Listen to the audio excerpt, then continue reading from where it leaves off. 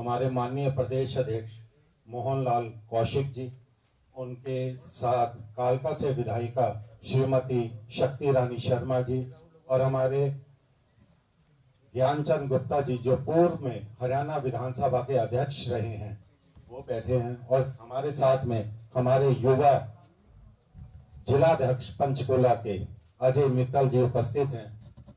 कांग्रेस द्वारा आज से 50 वर्ष पूर्व लगाए गए एक आपातकाल के बारे में माननीय अध्यक्ष जी आपके सामने उस काले अध्याय के बारे में बताएंगे। अध्यक्ष जी, आज जो कांग्रेस ने 50 वर्ष पहले 1975 में 25 जून को आज़ादी के बाद पहली बार जो इमरजेंसी लगाने का काम किया था, आज उसके 50 वर्ष पूरे हुए हैं। और जो कांग्रेस पार्टी लोकतंत्र को मजबूत करने की आज बात कर रही है, इसी कांग्रेस पार्टी ने 25 जून 1975 को लोकतंत्र को खत्म करने का काम किया था, देश में इमरजेंसी लगाने का काम किया था। और अभी ज्ञानचंद गुप्ता जी नीचे बता रहे थे कि युवावस्था में थे उस समय, और बहन शक्ति रानी को भी सब याद है, अजय मित्तल जी को भी।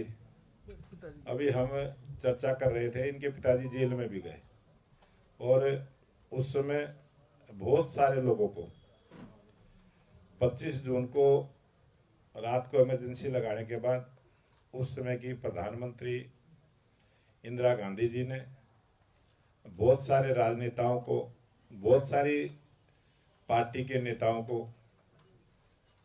मीसा के अंदर कई कई प्रकार के आरोप लगा के, किसी को 19 महीने, किसी को 21 महीने, और पूरे 21 महीने देश में इमरजेंसी लगाने का जो काम किया था, आज उसके 50 वर्ष पूरे हुए हैं। और लोकतंत्र के अंदर संविधान को खत्म करके कांग्रेस पार्टी ने लगातार अपने शासन में बहुत सारे ऐसे काम किए कि समय समय पर बहुत सारी सरकार को बर्खास्त किया है, बहुत बार ऐसा हुआ है। और आज कांग्रेस के ही नेता संविधान को हाथ में लेके बहुत बड़ी बड़ी बात करते हैं, जनसभाओं में भी बोलते हैं कि भारतीय जनता पार्टी के ऊपर आरोप लगाते हैं। जो काम उन्होंने खुद किया है उसी को वो बार बार रिपीट करने का काम करते हैं। और मैं आज आप सबसे वो सारी बातें इसलिए साझा करना चाहूँगा क्योंकि मीडिया के माध्यम से आप सबने भी देखा, उस समय मीडिया के ऊपर भी जो मीडिया पर भी प्रतिबंध लगाने का काम पहली बार हुआ था।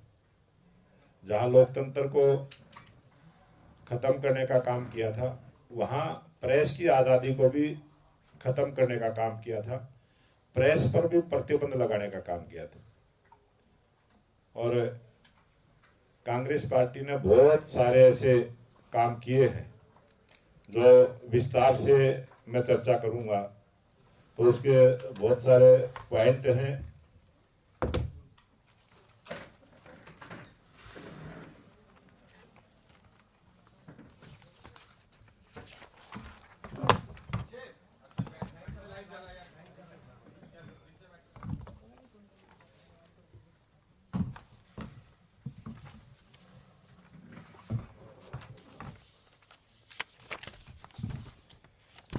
उन्नीस 1975 में आपातकाल की घोषणा कोई राजनीतिक राष्ट्रीय संकट का नतीजा नहीं था, बल्कि यह एक डरी हुई प्रधानमंत्री की सत्ता बचाने की रणनीति थी, जिसे न्यायपालिका से मिली चुनौती से बौखलाकर थोपा गया।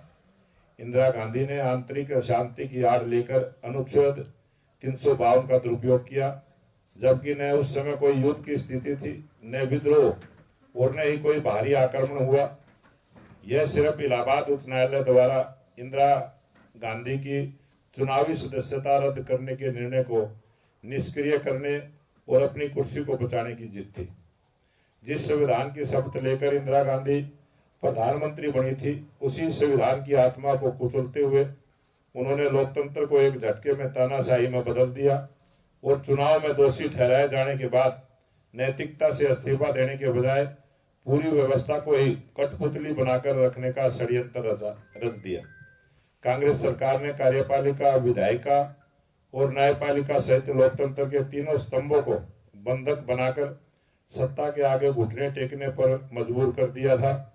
प्रेस की स्वतंत्रता पर ऐसा हमला हुआ कि बड़े बड़े अखबारों की बिजली काट दी गई, सेंसरशिप लगाई गई और पत्रकारों को जेल में डाल दिया गया। आज भी कांग्रेस शासित राज्यों में कानून व्यवस्था का हाल यह है कि वहां विरोध का दमन, धार्मिक तुष्टीकरण और सत्ता का अहंकार खुलेआम दिखता है। यह सब आपातकालीन सोच की ही उपज है। Indira is India and India is India, Indira जैसे नारे कांग्रेस की उस मानसिकता को दर्शाते थे जिसके तहत इंदिरा गांधी ने देश को व्यक्ति पूजा और परिवारवाद की प्रयोगशाला बना दिया था। आपातकाल के दौरान एक परिवार को संविधान से ऊपर रखने वाली कांग्रेस आज भी राहुल प्रियंका के इर्द गिर्द चिमटी हुई है और सत्ता की चाबी अब भी सिर्फ खानदानी जेब में रखी जाती है। विपक्षी गठबंधन की बैठकें आज भी कांग्रेस अध्यक्ष के घर होती है और यह बताने के लिए काफी है कि तंत्र आज भी परिवार के चरणों में समर्पित है। लोकतंत्र पर हुए आघात पर एक बड़ी चोट संजय गांधी का नीतियों पर निर्णय लेना भी था। एक निर्वाचित और किसी भी संवैधानिक पद पर न रहा व्यक्ति देश की नीतियों पर निर्णय लेने लगा, जो आपातकाल में कांग्रेस की अघोषित सत्ता का असली केंद्र बन चुका था। इंदिरा गांधी ने मीसा जैसे काले कानूनों के जरिए 1 लाख से अधिक नागरिकों को बिना किसी मुकदमे के जेलों में ठूस दिया, जिसमें श्री जयप्रकाश नारायण, अटल बिहारी वाजपेयी जी, लाल कृष्ण अडवाणी जी, मुरली मनोहर जोशी और श्री राजनाथ सिंह सहित तमाम वरिष्ठ विपक्षी नेता, पत्रकार तो शामिल थे ही, लेकिन कांग्रेस शासन ने छात्रों तक को जेल में सड़ने पर मजबूर कर दिया था। आपातकाल के इस काले दौर में कांग्रेस ने न्यायपालिका पर कभी न भरने वाले घाव किए। इंदिरा ने जस्टिस HR खन्ना जैसे ईमानदार जज को सीनियर होने के बावजूद मुख्य न्यायाधीश नहीं बनाया, क्योंकि उन्होंने सरकार के खिलाफ फैसला सुनाया था। इंदिरा गांधी ने आज सत्ता को महफूज रखने के लिए संविधान में 39वां और 42वां जैसा क्रूर और अलोकतांत्रिक संशोधन किया, जिसके तहत प्रधानमंत्री और अन्य शीर्ष पदों को न्यायिक समीक्षा से परे कर दिया, ताकि इंदिरा गांधी को अदालत में घसीटा न जा सके।